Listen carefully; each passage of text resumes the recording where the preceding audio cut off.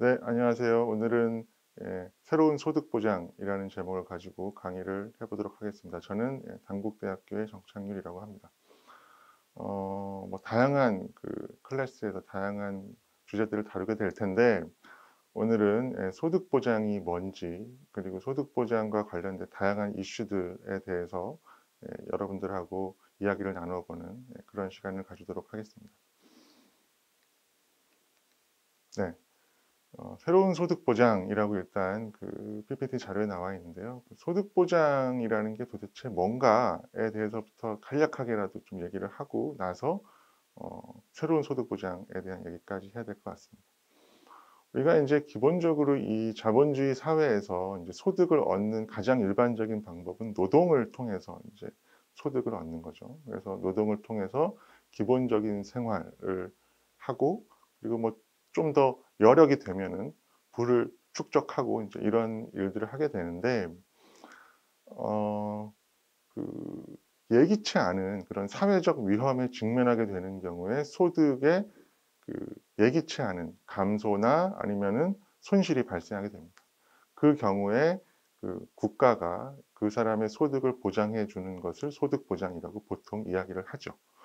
그래서 이제 그러면 도대체 사회적 위험이 뭔가요? 라고 얘기를 한다면 뭐 시대에 따라서 굉장히 많이 변화했기는 했지만 일반적으로 제일 많이 얘기하는 것은 이제 은퇴, 이제 퇴직하게 되는 경우가 있고요. 그리고 실직하게 되는 경우, 뭐 산업재해를 당하게 되는 경우, 또는 예기치 않게 뭐 장애를 입거나 혹은 주부양자가 사망하는 경우, 이런 경우들을 이러한 경우들 우리가 소득 보장이 필요할 수 있겠다 이렇게 얘기를 해왔습니다. 그 대표적인 시스템은 두 가지인데요. 기본적으로 그런 소득 보장, 소득 손실이 발생했을 때 그 사람이 빈곤으로 추락하는 것을 방지하기 위한 제도가 사회보험제도입니다. 그래서 여러분들도 이름은 다 들어보셨어요. 국민연금이라든지 뭐 고용보험, 산재보험 뭐 이런 것들이 기본적인 소득 보장을 통해서 빈곤으로 추락하는 것을 예방하는 그런 제도들인 거죠. 그리고 또 하나가 있는데 어쩔 수 없이 빈곤으로 추락한 사람들이 빈곤으로 탈출할 수 있도록 빈곤으로부터 벗어날 수 있도록 하는 제도인데 그게 부조제도, 공공부조제도라고 하는데 국민기초생활보장제도 같은 그런 제도를 부조제도라고 합니다. 이 사회보험과 공공부조라는 이 두 가지 시스템이 우리나라를 포함한 거의 모든 제도에서 국민들의 소득을 보장하기 위한 사회보장제도로서 운영을 하고 있는 거죠. 그런데 이제 이 제도가 그러면 그 제도를 계속하면 되는 거 아니냐라고 생각을 하실 수 있는데 최근에 어떤 그런 사회 경제적 변화들이 그러한 제도들을 계속 유지하는 게 현실적으로 쉽지 않겠다, 어렵겠다라는 그런 목소리가 굉장히 많이 나오고 있습니다. 그래서 이제 많은 얘기들이 여기 PPT에 있는데 제가 다 말씀드릴 수는 없고 읽어보시면 많은 부분을 이야기할 수 있는데 그중에서 이제 가장 많이 나오고 있는 것이 노동시장의 변화입니다. 기본적으로 사회보험제도라는 것은 우리 국민연금 같은 경우도 마찬가지지만 이 사람이 한 20살, 20대 초반까지 교육을 받고 그때부터 60세, 65살 때까지 장기간 노동을 하고 그리고 그 이후에 뭐 5년, 10년, 15년 정도 은퇴한 이후에 평균적으로 생존한다라는 시스템, 그러한 가정을 가지고 만든 제도인데 최근의 경향은 교육을 받는 기간도 늘어나게 되고 그러니까 한마디로 입직 시기도 늦어지게 되고 노동의 경우에도 정규직도 물론 있지만 정규직보다 비정규직 그리고 노동에 대한 기간이 단절되는 그러한 형태의 그러한 형태로 노동시장이 많이 변화하고 있는 그런 특징이 있고 또 사람들의 수명이 증가하면서 과거에는 5년, 10년, 15년 정도 은퇴한 이후에 살았었는데 지금은 뭐 20년, 30년 그 이상까지도 이제 살아가게 되는 이제 그런 상태가 되면서 굉장히 오랫동안 장기간 동안 일을 하고 중간중간에 혹은 은퇴한 이후에 일정 기간을 그 소득보장제도를 통해서 보호받는 그 시스템이 이제는 더 이상 유효하지 않은 게 아닌가? 이런 이제 문제 제기가 되는 것이고요. 또 비슷한 얘기지만 과거에는 어떤 근로자들 위주로, 근로자와 자영자 위주로 일하는 것이 구분되어 있었다면 최근에는 플랫폼 노동이라든지 특수 형태 노동이라든지 굉장히 다양한 그 노동 형태가 나타나게 되면서 그러한 사람들까지 보호하는 것을 가정하지 않은 현재의 사회보장 시스템이 그 사람들을 보호하는 데 이제 한계가 발생하게 되는 그런 상황이 이어지고 있는 것입니다.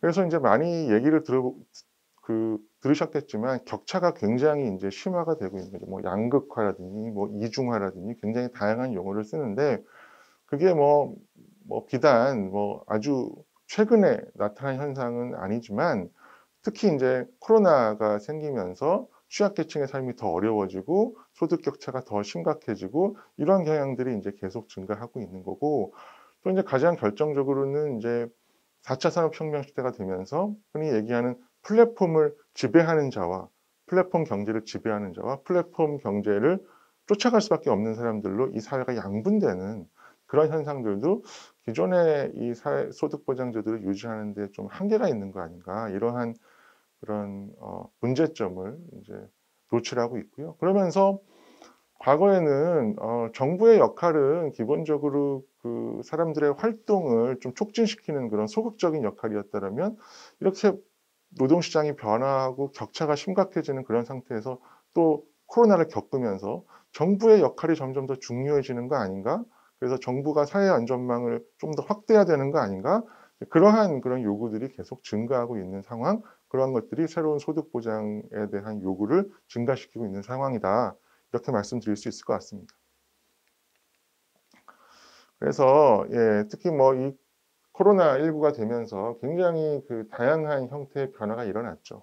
그래서 여기 이제 그 그림에서도 나오지만 소득이 낮은 사람들, 1분위 이런 사람들, 그 하위 20% 있는 사람들이죠. 그 사람들의 소득이 굉장히 많이 떨어진다라든지 또 일자리 자체가 줄어들게 되면서 일용직은 물론이고 자영직, 상용직까지도 계속 감소하게 되는 그러한 추세들이 나타나게 됩니다. 그리고 이제 흔히 이제 소득에 대한 부분만 주로 강조를 많이 하지만 그것들이 그 소득 보장이라는 게 소득에만 연결되는 것이 아니라 여기 자료도 있는 것처럼 그 코로나를 겪으면서 매출도 감소하고 소득도 감소할 뿐만 아니라 돌봄에 대한 부담도 증가하게 되니까 집에서 돌봐야 되는 사람이 있는 경우, 아동이 있고 노인이 있고 장애인이 있는 경우에는 일자리를 그만두든지 아니면은 본인이 경제적인 이유 때문에 꼭 일을 해야 되는 경우에는 그런 돌봄이 필요한 사람들이 제대로 돌봄을 받을 수 없게 된다라든지 그렇게 되면서 받게 되는 경제적인 문제도 있지만 심리적인 어떤 문제까지도 발생하게 되고요. 그리고 이제 사회적 단절 역시도 굉장히 심각하게 나타나게 됩니다. 그래서 이제 우리나라의 이제 사회보장제도의 이제 다양한 그런 문제점들을 간략하게 적어놓고 있는데요. 크게 이렇게 한 3가지 정도로 얘기를 해봤습니다. 아까도 잠깐 말씀드렸지만 이 사회보험제도는 기본적으로 아주 오래된 100몇십 년 된 그런 서구 기준으로 전통을 가지고 있는 거고 이것은 기본적으로 한 사람은 한 사업장에서 정규직으로 일하는 것을 가정하고 만든 제도이기 때문에 기본적으로 자격 기준을 중심으로 만들어 왔습니다. 그 사람이 정규직에 다니고 있어. 한 달에 40시간 이상 일하고 있어. 이런 것들을 기준으로 해서 그 사회보험에 가입하는 것을 만들어 놨는데 최근에는 플랫폼 노동이 증가하고 이러면서 고용주가 정확하지 않은 그런 유의 그 일자리들이 굉장히 많이 증가하게 되면서 플랫폼 노동이나 특수 형태 노동을 하는 사람들이 사실은 오히려 더 그 사회적 위험에 더 많이 노출되고 더 보호를 받아야 되는 사람들인데 그 사람들을 위한 보장이 사회보험제도를 통해서 잘 되지 않는 그런 경우들이 계속 증가하게 되는 거고요. 두 번째는 이건 이제 의료하고도 굉장히 큰 관계가 있는데 건강보험제도에서 우리나라에서는 상병수당이 빠져 있습니다. 이게 이제 국제적으로도 우리나라의 건강보험제도가 한편으로는 잘 돼 있다라는 말도 있지만 반쪽짜리 제도다 이런 얘기도 많이 하는데 그 이유가 뭐냐면 건강보장, 건강보험이라는 건 기본적으로 사람이 아픔으로써 생기는 그 비용 발생 있지 않습니까? 그 의료비죠. 비용 발생을 어떻게 보호해주고 어떻게 최소화시켜 줄 것이냐도 굉장히 중요하지만 그 일을 하던 사람이 아파서 일을 못하게 되는 경우에 발생할 수 있는 소득 손실에 대해서도 보상을 해 줘야 되는데 우리나라의 이 건강보험제도는 이 상병수당, 소득 손실에 대한 부분을 전혀 보호해 주지 않고 있습니다. 사실은 우리나라 사람들은 그게 꼭 건강보험이 필요한가라고 생각하는 경우도 많은데 실제로는 OECD 국가 가운데 국가 차원에서 이 상병수당을 가지고 있지 않은 나라는 우리나라와 미국밖에 없을 정도로 아주 보편적인 제도인데 우리나라에서는 이 상병수당 제도가 빠져 있고요. 근데 최근에 이제 코로나를 겪으면서 우리나라는 좀 기업 문화가 아파도 그 기업에 열심히 나와야 그 사람이 충성스러운 그런 사람이라고 생각하는 경향이 있는데 사실은 코로나를 겪으면서 아픈 사람이 그 직장에 나오는 것이 얼마나 그 개인뿐만 아니라 다른 사람들까지 위험에 빠뜨릴 수 있는가를 경험을 하면서 이 정부에서도 이제 국정 과제로 이제 상병수당 제도 도입을 지금 추진하고 있는 그런 중입니다. 그래서 현재도 국민건강보험법 50조에 부가급여 가운데 상병수당 제도가 들어가 있긴 합니다. 그렇지만 그게 임의제도로서 현재는 운영하고 있지 않다. 그런데 코로나를 겪으면서 그 제도에 대한 그런 요구가 굉장히 증가하고 있다. 그리고 그건 꼭 필요한 방향이다 이렇게 말씀을 드릴 수 있을 것 같고요.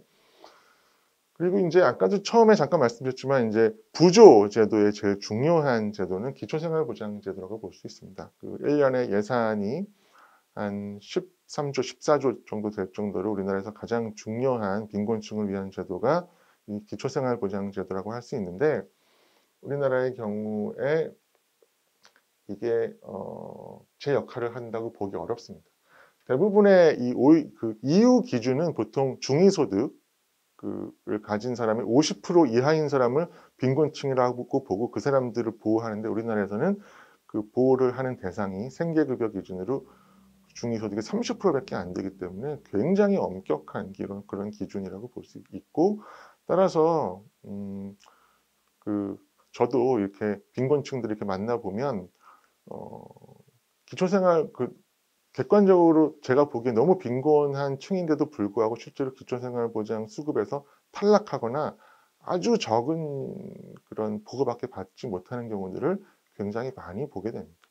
그런데 이제 이 양극화나 이런 상황에서 이 기초생활보장제도를 통해서 빈곤으로부터 탈출시키는 그런 역할도 점점 더 사회적으로 많은 관심을 가질 필요가 있겠다 이렇게 말씀드릴 수 있겠습니다. 예, 코로나 이전과 이후 이렇게 구분을 해봤는데, 이게 반드시 코로나로 인한 직접적인 영향도 물론 있지만, 사실은 4차 산업혁명이라든지, 이 근로 형태의 변화라든지, 그런 것들이 최근 한 20, 30년 동안 이렇게 쭉 왔었던 변화들이 이 코로나로 인해서 조금 더 이렇게 눈에 띄게 이렇게 나타난 그런 경향들이라고 볼 수 있습니다. 그래서 과거에는 너무나 당연하게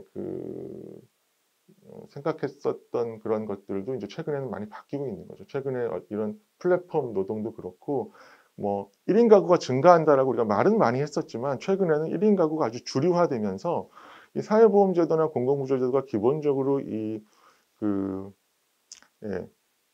남성 노동자와 그리고 가정주부와 미성년 자녀 이렇게 이루어진 가구를 티피컬한 전형적인 가구라고 놓고 이렇게 만들어 놓은 사회보장제도였는데 이게 더 이상 1인 가구가 대세가 되고 가족의 형태가 다양화되면서 그런 것들을 다 포괄하지 못하는 그런 문제가 많이 발생하게 되는 그런 문제들이 있을 수 있습니다. 그래서 지금 세 가지 이제 대안적 소득보장 제도를 적어놨습니다.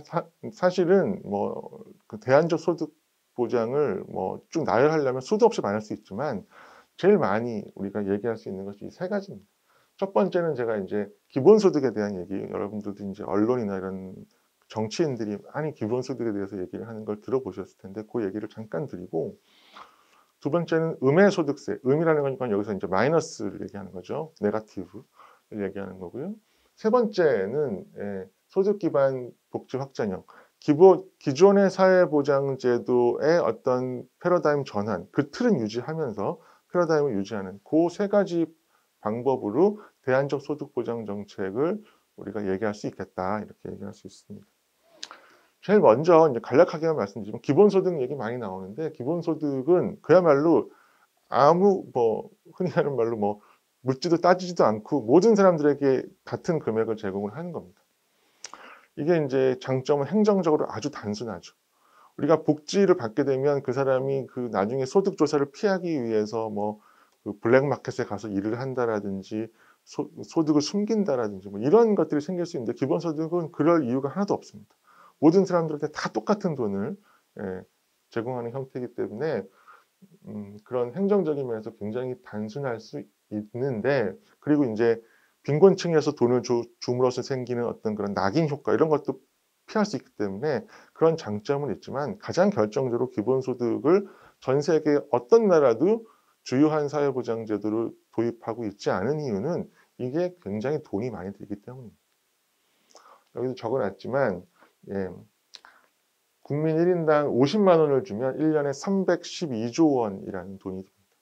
우리나라의 뭐 예산이 뭐 한 400조, 뭐 500조 이렇게 얘기하지만 실제로 기금을 빼놓고 나서 그 일반 그 조세로 보면 300조를 조금 넘는 수준이기 때문에 기본소득을 충당할 만큼 또 사실은 또 50만 원이라는 돈이 충분한 수준이라고 보기도 어려운데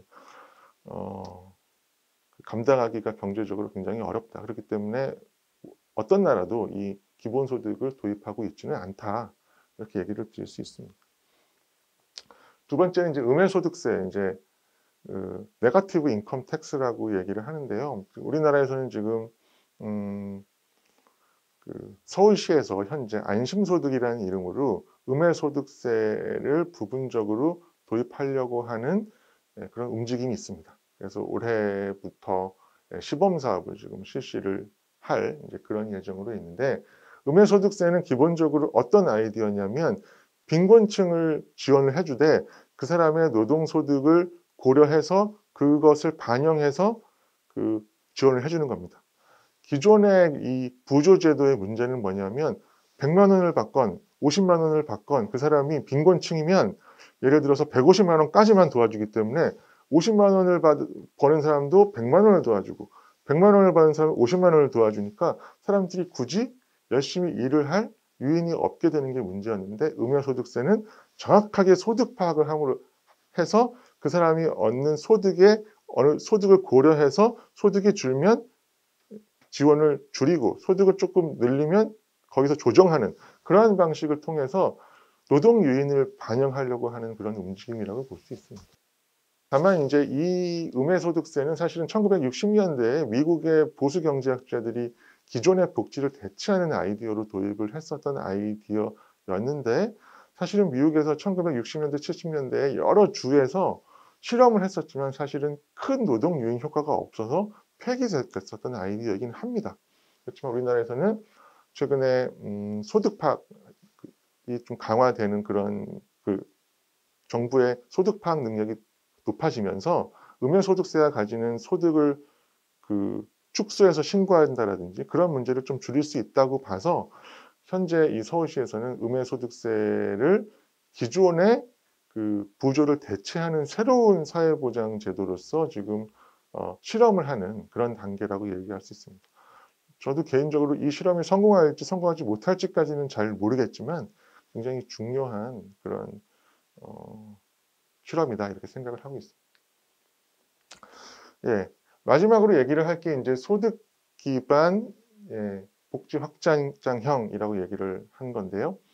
기존의 이 사회보험 공공부조 체계를 유지하면서 이것을 현재의 변화에 어떻게 반영해서 적응하는 형태로 나갈 것인가에 대한 거라고 말씀드릴 수 있을 건데 현실적으로 기본소득과 음해소득세는 사실상 약간 퀘스천이 있는 상황에서 가장 현실성 있는 최근의 어떤 노동시장의 변화나 이런 것들을 반영해서 대안적으로 고려할 수 있는 방안이 아닐까 이렇게 생각을 합니다. 그 얘기는 조금 더 뒤에서도 자세히 해 나가 보도록 하겠습니다.